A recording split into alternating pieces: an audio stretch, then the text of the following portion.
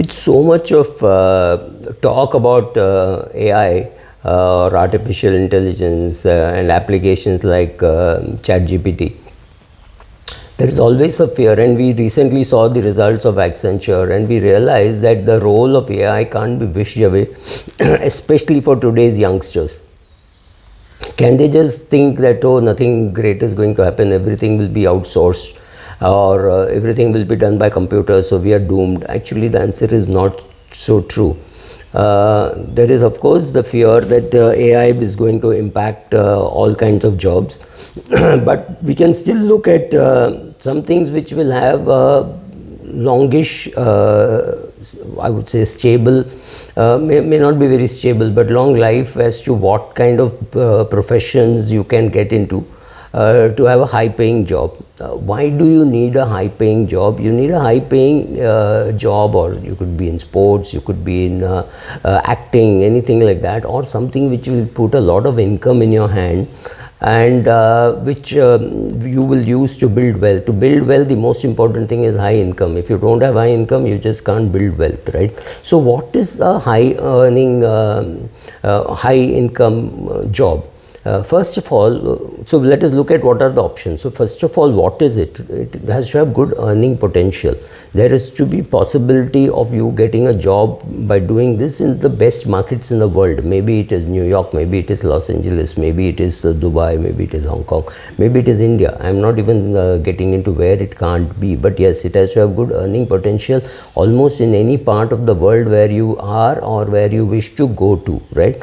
How much should put in your hand? Maybe a starting salary of about 15 to 20 lakhs is what it should, because anything less, it means that there is a entry barrier, right? So you don't want that, you want there to be a solid entry barrier. So if somebody wants to flaunt the same degree which he or she has, he or she should have also gone through that 3 years, 4 years, 8 years, 10 years kind of education before they can flaunt that, right? So if you are an MBBS, MS, MD, whatever, postgraduate, post-graduation, after doctorate, after doing your MBBS, it's fairly obvious that there is a huge barrier to entry in terms of ability to pay fees and go through exams for 7-8 years and the training, right? So you cannot, everybody can't become a doctor or a MD or an MS. It's not so easy, right? There is a huge barrier, entry barrier. In Indian conditions, it will put you in the top 1% of the earners at given your age, right? So I'm not saying a person earning 20 lakhs definitely goes into the top 1%, but given that if you can earn that at the age of 22, 23, obviously you are there, right? You're almost there if you're not there also. The job should be, there should be demand and relevance. There are a lot of people you see today who almost look like beggars because they have skills for which they are not being rewarded by society. For example, people on all those bhajan mandalis are people who could have got a lot of respect. They would be invited homes and all that, but today they are reduced to penury, right? So that skill has to be in great demand and it should be relevant. And obviously it has to be scalable. If you're very good in a field but you can't scale it, then there is a limit to how much you can earn. I keep saying this, why school teachers earn less than cricketers, right? Because it's not scalable. Your teaching is not scalable. You're sitting in one classroom and teaching, that is not going to be scalable. So look at what are the options. Let us look at the options which are available. What will be the top skills which are required? First of all, there is no doubt that it has to be data science. Not that data science means you don't need to know other subjects. So if you are a doctor and can work on data science, if you're a chartered accountant working on data science, it is far more useful. But yes, data science undeniably is going to be a place where which means something like machine learning specialist, data analysis, data analyst, big data scientist, internet of special things, right? So all those things are part of your data analysis, so that there's no doubt that is going to be a very exciting space to be in. So it could be that. It could also be things like gaming.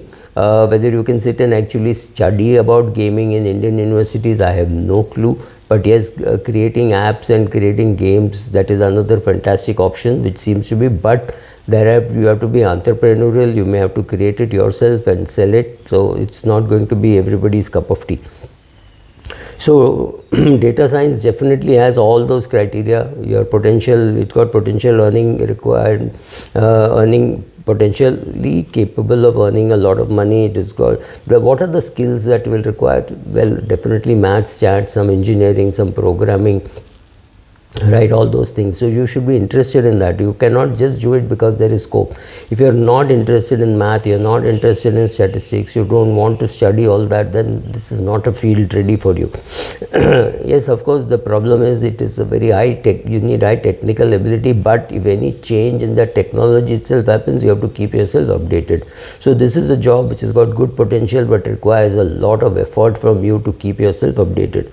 So related to that, obviously software developer, engineer, that continues to be there, but again constant updation is necessary for people coming into this profession, whether you are in data science or whether you are in computer programming, right? So it doesn't really matter. There is one job which never goes out of fashion, and that is sales, right? So whatever product you are selling, the ability to understand the product, ability to find where the product is applied, and then being able to sell to them in those markets. You could be selling in Asia Pac, you could be selling in Europe, you could be selling in US, you could be selling in India, it doesn't really matter, but you have to push yourself to a good sales job. And for sales, all those things which are necessary have to be learned by everybody anyway, right? So making good presentations need not only be PPT, but making impactful presentations using video, using audio, using PPT, using your own voice, using your expressions, using your hands and face, everything together, making a good presentation to anybody. Could be to your board, could be to your sales team, could be to your customer. And that is very important, which you have to keep learning. So sales means you have to have good communication skills, you have to have the ability to speak the truth, you have to have the ability to hide the truth, right? All those things you have to know, and know very well. Again, it requires a lot of updation, because you will change product to product. One day you could be selling blades, one day you could be selling software, one day you could be selling soft drink, right? So all those changes will happen. You will not be in one job permanently, so those skills will be required. Fund management is something which many people think they can do, but they can't. So professional fund managers will always be in demand. Talk to the fund managers, and the only crisis they talk about is getting good quality people continuously to build the team. That seems to be a big problem for them, right? So you realize that there is huge demand for fund management. So fund management, chartered accountant in practice, doing all kinds of audit and the taxation. Lot of it will become AI aided, but you will have to know how to use that and be able to do an audit. For example, it is possible for big companies to build in all the audit checks into transactions before the transaction is done. It is not impossible. I know companies who have done it. So when you make a voucher and you attach to it, somebody checks whether those vouchers are genuine, in the sense that you may have got a receipt from a shop saying this is the price of a sofa or something that you're buying.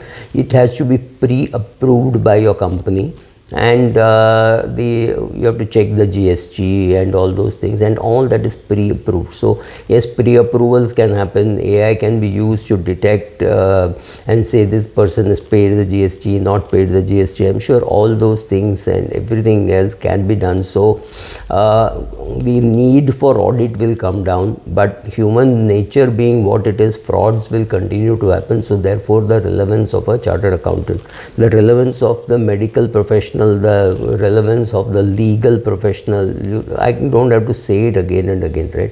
If you are a good doctor, you will definitely be a big success. If you are a good lawyer and there is a huge barrier to entry, yes, you will be very successful. So some of these professions have not gone out of fashion, nor will actually AI will actually aid it. I remember going through huge volumes of taxation 30 years back to find a similar case. Okay, I've got this Nagpur tribunal case, can I look for a high court case, can I look for a Supreme Court injury?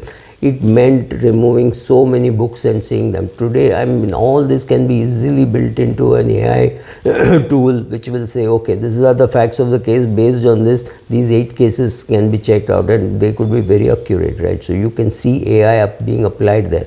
So does it mean you don't need a lawyer? No, I don't mean that. It means the lawyer's job will become easier if he or she learns to use technology.